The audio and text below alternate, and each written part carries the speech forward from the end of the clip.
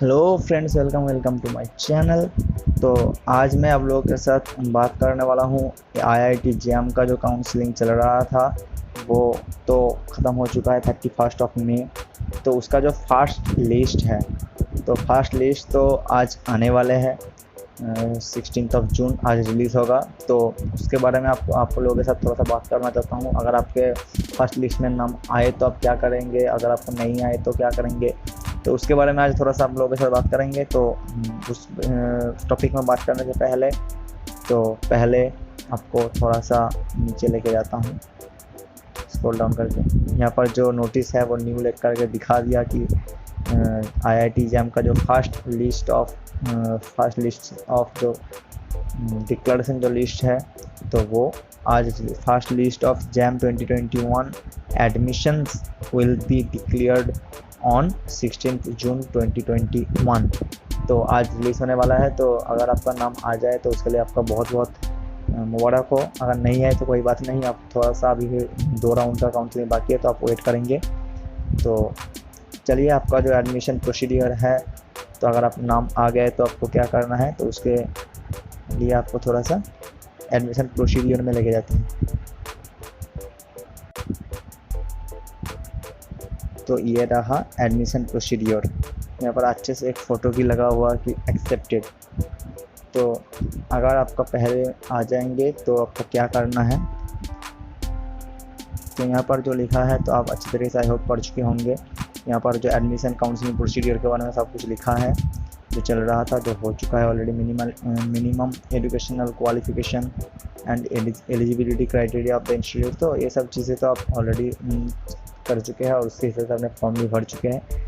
तो उसके बाद का जो कहानी है वो आप अगर आपका जो EWS और OBC NCL का जो सर्टिफिकेट है वो 31 मार्च 2020 के बाद अगर है तो आपका काम चल जाएगा। अगर नहीं है तो अभी भी टाइम है, बनवा लो। तो क्योंकि उसको आपको स्पेसिफाइड टाइम के अंदर आपको अपलोड करना है।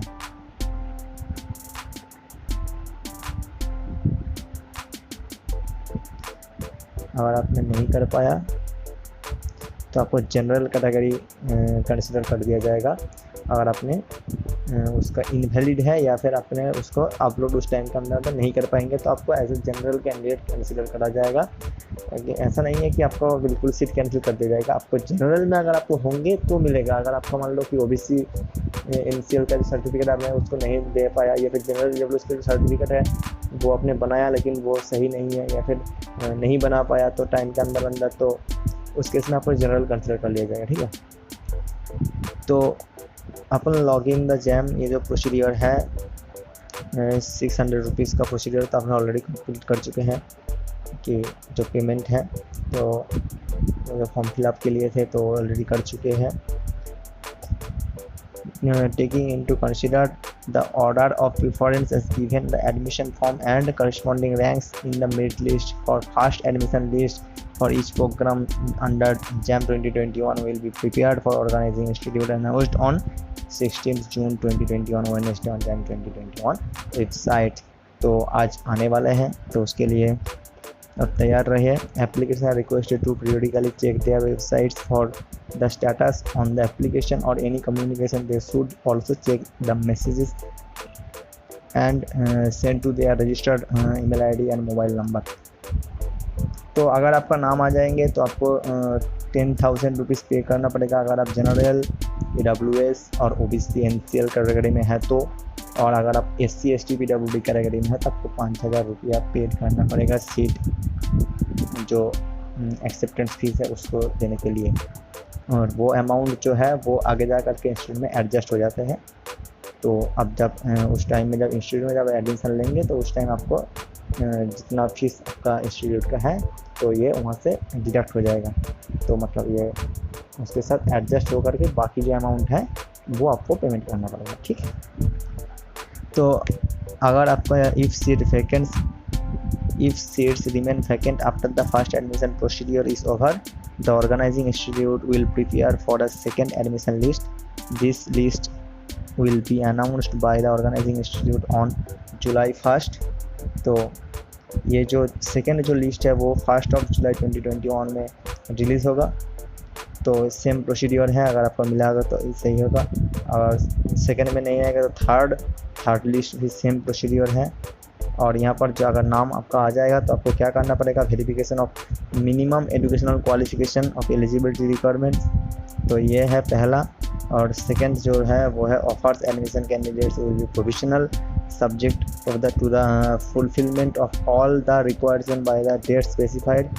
तो जो भी चीज़ें आपने जो रखा है प्रोविजनल, मतलब अपने जो अंडरटेकिंग का जो फॉर्म भरे थे तो उसके हिसाब से अगर आप अपीयरिंग स्टूडेंट है तो आपको जो डिटेल्स अपने अंडरटेकिंग में रखे हैं तो उसको आपको स्पेसिफाइड टाइम के अंदर सबमिट करना पड़ेगा, नहीं तो आपका सीट जो है आपका कैंसिल हो जाएगा।